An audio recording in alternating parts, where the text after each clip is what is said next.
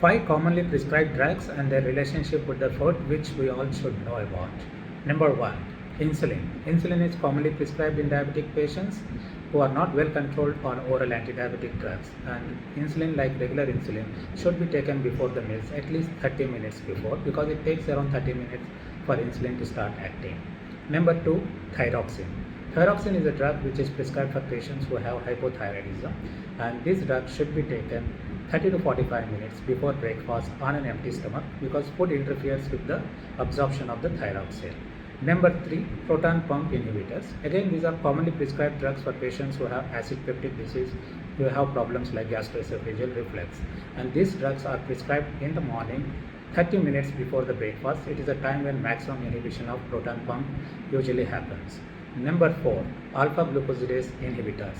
These are the drugs which are anti-diabetic drugs which slow down the breakdown of the carbohydrates and reduce the absorption.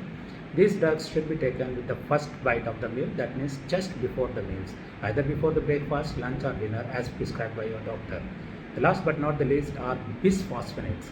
These are drugs which are used in patients who have poor bone health or osteoporosis, usually elderly patients or postmenopausal women, to improve the bone health or the bone density. These drugs should be taken in the morning, first thing in the morning, on an empty stomach in an upright position with a full glass of water, because these drugs, again, absorption is interfered when they are taken with the food. Also, they irritate the food pipe and cause chest discomfort. Therefore, the patient should not lie down for at least 30 minutes after taking the tablets. So these are some of the important things which we should remember, particularly when we are on these kind of drugs, and what is the relationship with the food, so that we derive the maximum beneficial effect of these drugs. So next time, if you are on any of these drugs, please make sure that you are taking it appropriately in relationship with the food.